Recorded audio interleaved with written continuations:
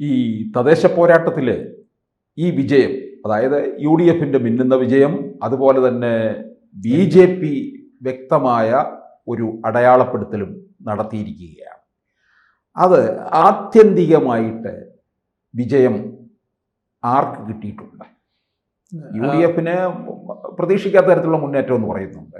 വെറുതെ പണ്ട് നമ്മൾ മണ്ണും ചാരിയിരുന്ന പെണ്ണും കൊണ്ടുപോയെന്ന് പറയില്ലേ, അതുപോലത്തെ ഒരു സംഭവമാണ് മുമ്പ് 19 നടന്നത്. ഒരിക്കലും ഒന്നും കിട്ടിയില്ല എന്ന് വിചാരിച്ചിരുന്ന യു ഡി എഫിന് 19 സീറ്റും കിട്ടുന്ന സാഹചര്യം, കനലൊരു തിരി മാത്രമേ അന്ന് രക്ഷപ്പെട്ടുള്ളൂ. അത് കഴിഞ്ഞ് വീണ്ടും 24-ലും ഇതാണ്ട് ഇതുപോലെ തന്നെയാണ് വന്നത്. അവർക്ക് 18 സീറ്റ് കിട്ടുന്ന സാഹചര്യമുണ്ടായി. ഒന്ന് ബി ജെ പി, ഒന്ന് CPM-ഉമായിട്ട് മാറി. ഏതാണ്ട് അതേ സാഹചര്യം ഇപ്പോൾ വീണ്ടും തദ്ദേശ സ്വയംഭരണ തെരഞ്ഞെടുപ്പിലും വന്നിരിക്കുകയാണ്. പക്ഷേ മുസ്ലിം ലീഗ് ശരിക്കും പണിയെടുത്തു കേട്ടോ, അത് പറയാതിരിക്കാൻ നിവൃത്തിയില്ല. മുസ്ലിം ലീഗാണ് ഇതിൽ ഏറ്റവും ഹാർഡ് വർക്ക് ചെയ്തത്.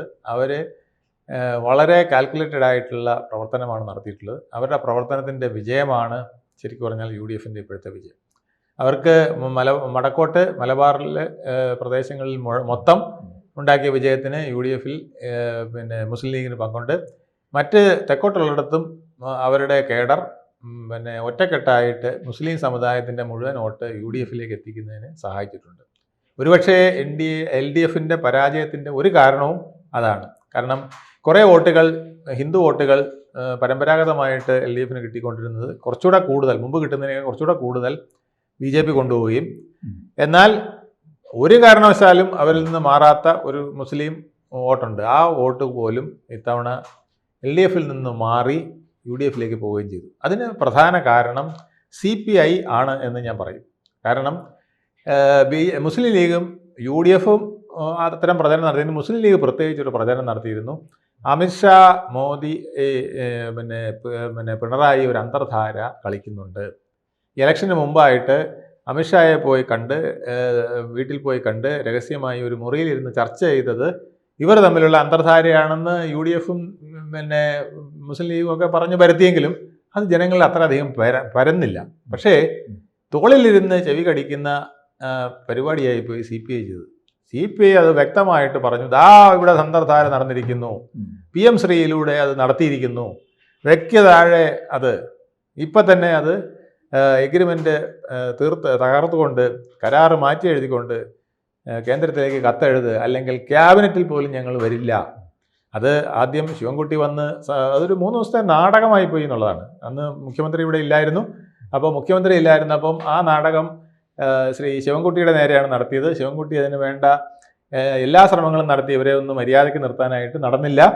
അത് കഴിഞ്ഞിട്ട് പിന്നെ മുഖ്യമന്ത്രി വന്നിട്ടും ബിനോയ് വിശ്വത്തിൻ്റെ അടുത്ത് പോയി സംസാരിച്ച് ഒതുക്കാൻ നോക്കിയിട്ടും ഇല്ല, മാറ്റമൊന്നുമില്ല, അത് തിരുത്തിയിട്ട് വന്നിട്ടേ ഞങ്ങൾ ക്യാബിനറ്റിൽ കയറുള്ളൂ എന്ന് പറയുന്ന സാഹചര്യം. അത് ഒരുപക്ഷെ മുഖ്യമന്ത്രി അത് അനുവദിച്ചു കൊടുക്കില്ലായിരുന്നു. പക്ഷേ ഇലക്ഷൻ ആയതുകൊണ്ട് അദ്ദേഹത്തിന് ആ ഡാമേജ് ഒഴിവാക്കാനായിട്ട് വേണ്ടി അത് ചെയ്തതാണ്. പക്ഷേ ഡാമേജ് ഉണ്ടായി കഴിഞ്ഞു. കാരണം LDFന് എതിരെ ഈ രഹസ്യ ബാന്ധവം അല്ലെങ്കിൽ വർഗീയ അജണ്ട നിലനിർത്തിയുള്ളൊരു ബാന്ധവം ഉണ്ടാക്കിയെന്ന UDFൻ്റെയും മുസ്ലിം ലീഗിൻ്റെയും പ്രചരണത്തെ അരക്കെട്ടുറപ്പിക്കുന്ന വിധത്തിൽ LDFന് അതിനകത്തു നിന്ന് തന്നെ കൂടെ നിന്ന അനിയൻ വലിയേട്ടനെ ചതിച്ചു എന്നുള്ളതാണ് സത്യം.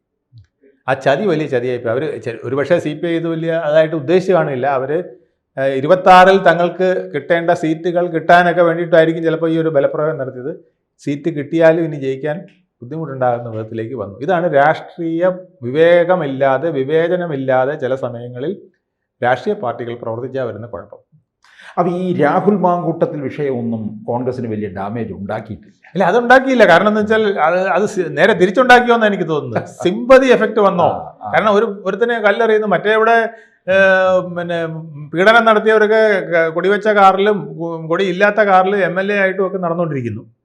അവർക്കെതിരെ കേസില്ല. കേസുണ്ടെങ്കിൽ തന്നെ അത് പൂ പോലത്തെ പീഡനമാണെന്ന് സ്ത്രീകൾ തന്നെ, പാർട്ടിയിലെ സ്ത്രീകൾ തന്നെ പറയുന്നു. മറ്റേത് കടുത്ത പീഡനമാണെന്ന് പറയുന്നു.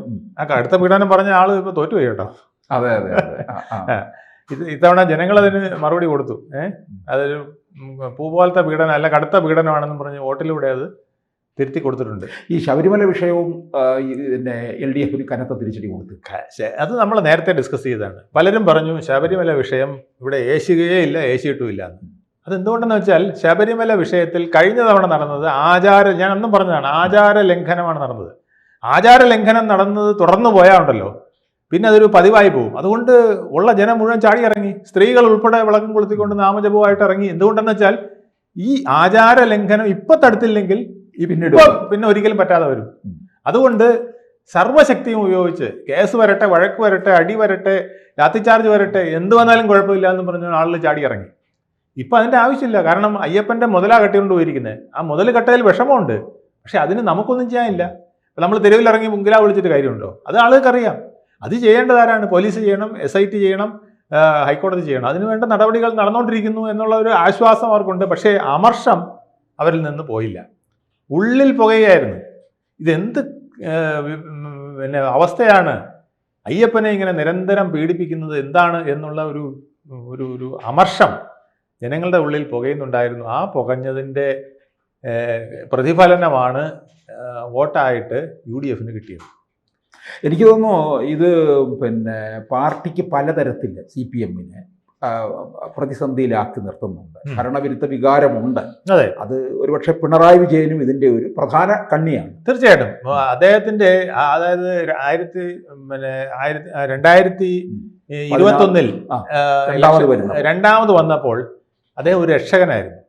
കാരണം എന്നും വൈകുന്നേരത്തെ ഈ ചാനലിലൂടെയൊക്കെ നിങ്ങളെ അങ്ങനെ രക്ഷിക്കും, ഇങ്ങനെ രക്ഷിക്കും, അവിടെ അറേഞ്ച്മെന്റ്സ്, ഇവിടെ അറേഞ്ച്മെന്റ്സ്, ആശുപത്രിയിൽ വേണ്ട സൗകര്യം, കോവിഡ് എന്ന് പറഞ്ഞ മഹാരോഗം, അതിനെ ലോകത്തുള്ള മുഴുവൻ മലയാളികൾ ഇവിടെ വന്ന് നമ്മുടെ ചികിത്സ നേടിക്കോ എന്ന് പറഞ്ഞത് ഒരു വാർത്താ സമ്മേളനത്തിന് ഇത്രയും പ്രേക്ഷകർ കിട്ടുന്നത് കാരണം അപൂർവമായിരുന്നു. കാരണം കോവിഡിനെ എല്ലാവരും ഭയന്നു പോയില്ലേ? കാരണം ഇത് ചത്തുപോകുന്ന രോഗമല്ലേ. നമ്മുടെ മുഖി കയറിയ ഇപ്പൊ നമ്മളിപ്പോ മസ്തിഷ്ക ജ്വരം പറയുന്ന പോലെയാണ്, വന്നു പോയാൽ തീർന്നു. അതുപോലെയാണ് മൂക്കിൽ ഒരണു കയറി കഴിഞ്ഞാൽ നമ്മൾ ചത്തുപോകും, തീർന്നു എന്ന് വിചാരിച്ച് ജനങ്ങളെല്ലാം പേടിച്ചിരിക്കുകയാണ്.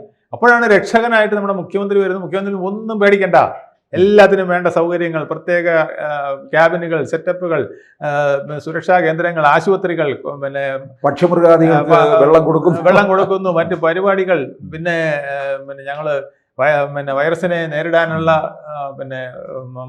മാസ്കുകൾ, മറ്റ് സാധനങ്ങളെല്ലാം വീട്ടിൽ കൊണ്ടുവരുന്നു, സ്പ്രേ, അത് ഇതെന്നൊക്കെ പറഞ്ഞ് ഭയങ്കര ബഹളം. അതിനോടൊപ്പം പിന്നീട് കേന്ദ്ര ഗവൺമെന്റ് വാക്സിനേഷൻ കൊണ്ടുവന്നപ്പോൾ അതും ഇവിടെ ഭംഗിയായിട്ട് നടപ്പിലാക്കുകയും കൂടെ ഒക്കെ ചെയ്തു കഴിഞ്ഞപ്പോൾ ആൾ വിചാരിച്ചു ഇതാണ് യഥാർത്ഥ രക്ഷകൻ. അതിനിടയ്ക്ക് കിറ്റും കൂടെ കിട്ടിയപ്പോൾ രക്ഷകൻ തന്ന സദ്യയും കൂടെ ആയപ്പോൾ ആളുകൾ തൃപ്തിയായി. നമ്മുടെ ഇന്നിപ്പോൾ നമ്മുടെ വിദ്യാശക്തി മന്ത്രിയായിരുന്ന അദ്ദേഹം പറഞ്ഞ പോലെ എം എം മണി പറഞ്ഞ പോലെ ക്ഷേമ പെൻഷൻ വാങ്ങിച്ച് തിന്നിട്ട് എന്ന് പറഞ്ഞാൽ അന്ന് തിന്നത് എന്തുകൊണ്ടെന്ന് വെച്ചാൽ നന്ദിപൂർവ്വമാണ് തിന്നത്. ഇന്ന് നിന്നയോടെയാണ് തിന്നത്. കാരണം അവരുടെ രക്ഷകൻ ആയിട്ട് അതൊരു തരം തെരുവ് നായ്ക്കൾ എന്നുള്ള മട്ടിലാണ് സംസാരിക്കുന്നത്. തീർച്ചയായിട്ടും ഇതാണ് ഇവർക്ക് പറ്റുന്ന കുഴപ്പം. അതായത് ഈ ചാനൽ ചർച്ചയിലൂടെ കഴിഞ്ഞ ഒരു 4.5 വർഷമായിട്ട് മാർക്സിസ്റ്റ് പാർട്ടി അയക്കുന്ന പ്രതിനിധികൾ ചെയ്തുകൊണ്ടിരുന്നത് ഈ എം എം മണിയുടെ ഇതേ ഡയലോഗാണ്. കാരണം ഇത് ആരുടെ പണമാണ്? ഇവിടെ പെൻഷൻ തന്നതൊന്നും മാർക്സിസ്റ്റ് പാർട്ടിയുടെ AK സെന്ററിൽ നിന്ന് കൊണ്ടുവന്ന പണമല്ല, അത് ജനങ്ങൾ അവിടെ നിക്ഷേപിച്ച പണമാണ് ഇങ്ങോട്ട് തരുന്നത്. ഇവിടെ നിങ്ങളുടെ ഇന്ന് കടുത്ത ടാക്സ് ആയിട്ടും KSEB ബില്ലായിട്ടും മറ്റു പല കാര്യങ്ങളായിട്ടും സർക്കാരിലേക്ക് പിടുങ്ങി വെക്കുന്ന പണം, അല്ലെങ്കിൽ രജിസ്ട്രേഷൻ ഫീ ആയിട്ടും ഹെൽമെറ്റ് വെക്കാത്തതിൻ്റെ ഫീ ആയിട്ടും പെറ്റീഷനായിട്ട് അല്ല പെനാൽറ്റി ആയിട്ടും ഒക്കെ വാങ്ങിക്കുന്ന പണം മുഴുവൻ ഖജനാവിനകത്ത് എടുത്തു വെച്ചിട്ട് അത് നിങ്ങൾക്ക് വിതരണം ചെയ്യുന്ന വേറൊന്നുമില്ല. ഇതിനെ നിങ്ങൾ ഇത്ര ഞങ്ങൾ തന്ന പണമെന്ന് പറയാൻ എങ്ങനെ ഇരിക്കുന്നു? അപ്പം ഇതൊക്കെ ജനങ്ങളുടെ മനസ്സിൽ വളരെ കൊള്ളും. ഞാനിട്ട പണം, എൻ്റെ ഖജനാവിലെ പണം, അതെടുത്ത് നീ കാറും വണ്ടിയായിട്ട് ദൂർത്തടിക്കുന്നതും പോരാ, അതിലെ ശകലം എനിക്ക് തന്നതിന് നീ നന്ദികേട് പറയുന്നോ എന്നൊരു തോന്നലല്ലേ അല്ലേ ഇത് എത്തിക്കുക. ഈ വിവരക്കേടുകൾ 4.5 വർഷമായിട്ടും, 4.5 ഈ 5 വർഷമായിട്ടും ചാനൽ ചർച്ചകളിലൂടെ മാർക്സിസ്റ്റ് പ്രതിനിധികൾ ചെയ്തുകൊണ്ടിരിക്കുകയാണ്. അവർ ആട്ടും തുപ്പുമാണ് ജനങ്ങൾ കൊടുത്തിരുന്നത്.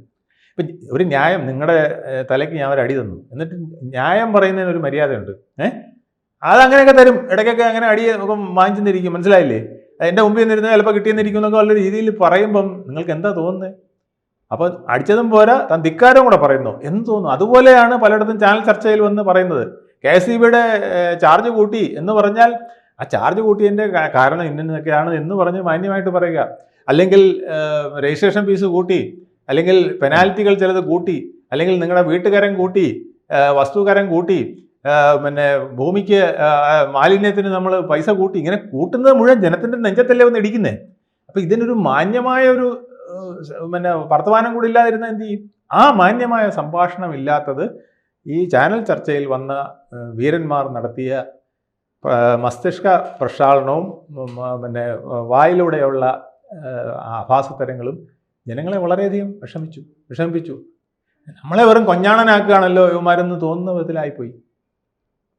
നമ്മുടെ പണമെടുത്ത് നമുക്ക് ഏറ്റവും കൂടുതൽ ബുദ്ധിമുട്ടുണ്ടാക്കുന്നതിന് പുറമെ നമ്മളെ വെറും തറയാക്കിക്കൊണ്ട് സംസാരിക്കുന്നു എന്നുള്ളൊരു തോന്നൽ അവർക്ക് വന്നിട്ടുണ്ട്. അതാണ് ഇത്ര ഭയങ്കരമായിട്ട് വന്ന് വോട്ട് ചെയ്തിട്ടുള്ളത്. അത് വരുത്താൻ പാടില്ലായിരുന്നു. അത് വളരെ ശ്രദ്ധിക്കേണ്ടതും ആയിരുന്നു. കൂടുതൽ വാർത്തകളും വിശേഷങ്ങളും നിങ്ങളിലേക്ക് എത്താൻ ABC മലയാളം സബ്സ്ക്രൈബ് ചെയ്യുക, ബെൽ ബട്ടണും അമർത്തുക.